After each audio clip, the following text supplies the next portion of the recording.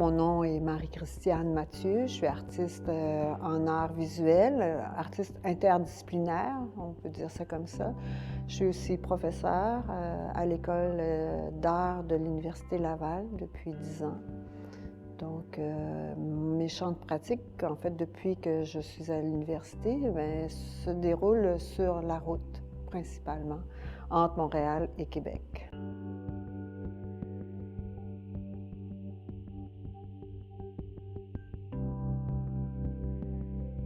L'idée du projet est partie de cette idée de la route où je faisais beaucoup l'aller-retour entre Montréal et Québec et je la fais encore pour aller travailler.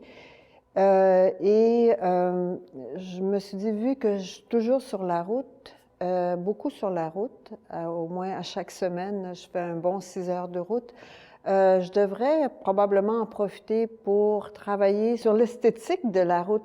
Quel genre de production artistique je peux faire à partir de ça? Comment je peux aborder l'art et la route, en fait? Et ça a découlé sur l'érosion du paysage ou une espèce de critique du développement économique versus les territoires agricoles ou ce qu'on voit le long des routes.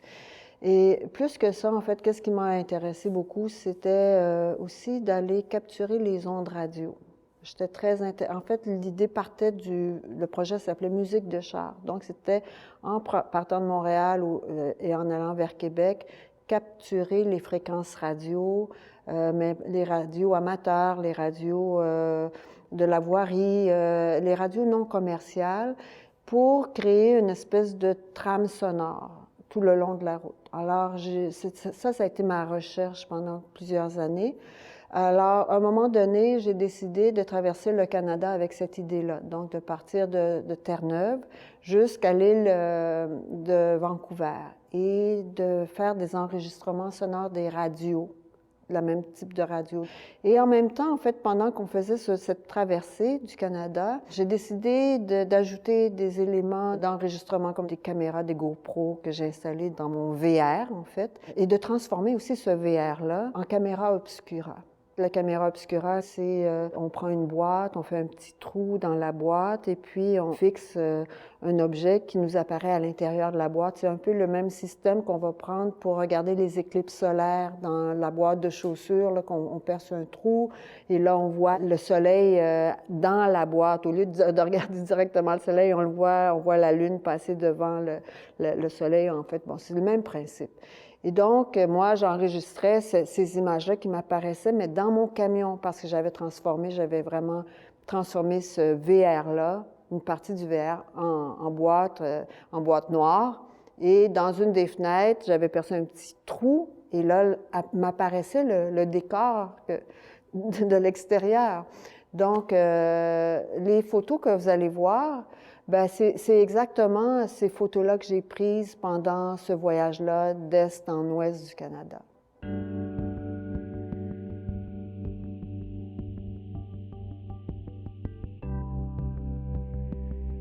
J'ai laissé tomber un peu l'aspect du son pour ici, mais je vais peut-être le rajouter parce que je veux que cette exposition-là soit une exposition in progress, comme on dit. Donc, ça se peut que si les gens viennent voir l'exposition tôt et qu'ils reviennent un peu plus tard dans le mois, il va y avoir des choses qui vont s'être ajoutées ou d'autres qui vont avoir été retirées.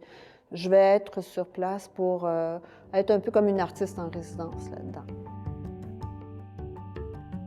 Et puis, la chose qui est aussi différente, c'est que vu qu'il y a beaucoup de temps qui s'est écoulé depuis ce projet-là sur la route, ça fait quand même 5 ans que j'ai fait ce projet-là, mon regard sur les photos a beaucoup changé.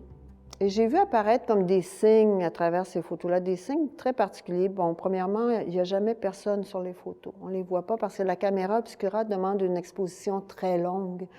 Et donc, ça veut dire que tout mouvement, il n'est pas perçu. Il faudrait que la personne soit fixe, reste devant l'ouverture de la caméra pendant 17 secondes. Puis c'est très rare là, qu'on puisse faire ça ou que les gens bougent toujours. Il y a toujours un mouvement. Donc, Et j'ai commencé à m'imaginer que c'était peut-être des photos qui sont près d'un futur possible. Tu sais, donc, une projection dans le futur. Et à ce moment-là, j'ai demandé à un auteur, Simon Harel, d'écrire quelque chose en lien avec ces photos-là. Et puis, le texte qu'il m'a rendu est vraiment très particulier. Donc là, ça donne une autre dimension aux photos qui sont présentées. Donc, il y a comme une espèce de mouvement dans le sens que prend le projet avec ce texte-là.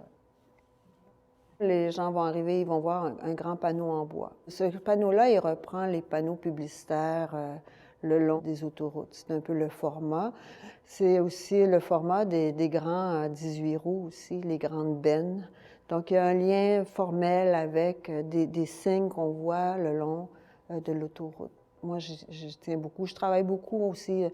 Plusieurs de mes œuvres sont panoramiques, toujours avec des grands formats comme ça, allongés. On va voir des photos qui sont prises, qui ont été prises, des sténopées, comme on appelle, de ce voyage-là. On va avoir aussi un livre, parce que justement, il y a un livre que les gens vont pouvoir consulter, en fait lire, avec les textes de Simon Harel. C'est un livre, on va le dire, un livre d'artiste, là, à édition très restreinte pour le moment. Donc, c'est presque une maquette, je dirais, une belle maquette, par exemple. Et on va voir, bon, alors il y a un côté où ce sont les photos, il va y avoir on va sentir un peu le travail in progress aussi sur le plan lisse. Et de l'autre côté, bien, il va y avoir des artefacts. Et il va y avoir peut-être des projections aussi vidéo du voyage. Donc, c'est peut-être de l'autre côté que je vais me permettre de changer les choses, de l'autre côté du panneau.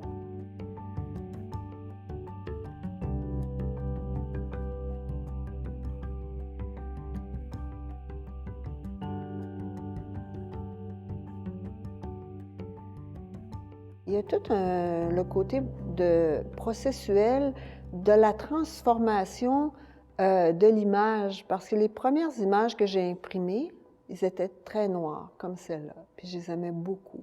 Puis après, pour le livre, j'ai dû y aller en les éclaircissant, parce que si tu es devant un petit livre, une petite image, là, si c'est trop sombre, tu vois plus grand-chose. Alors là, je les ai un peu rehaussés. Et là, ça donne une autre dimension à l'image parce qu'elle n'est plus aussi sombre. Alors là, dans le panneau, on va voir comme une espèce d'éclaircissement des photos parce que là, je parle de la très foncée. Puis là, les différentes étapes que j'ai prises pour arriver au livre, en fait. Et je vais toutes les mettre sur ce mur-là. Donc, il va y avoir tous les tests. C'est ça que je vais mettre avec plus foncé, moins foncé. Alors, ils vont tous être là sur le livre, alors sur le panneau.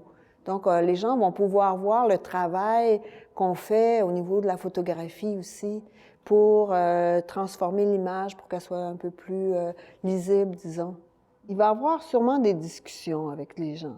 Les gens vont sûrement me dire « Ah, je reconnais, ou c'est quoi ça? C'est quoi cette photo de cette femme avec le tube devant elle? » Si on n'a jamais fait de camping en VR, on ne sait pas. Il y a tous ces signes-là qu'on ne connaît pas. Et c'est peut-être ça que les gens vont retenir, cette culture du VR, dans le fond. En fait, ces photos-là ont été prises à chaque soir après une journée de route.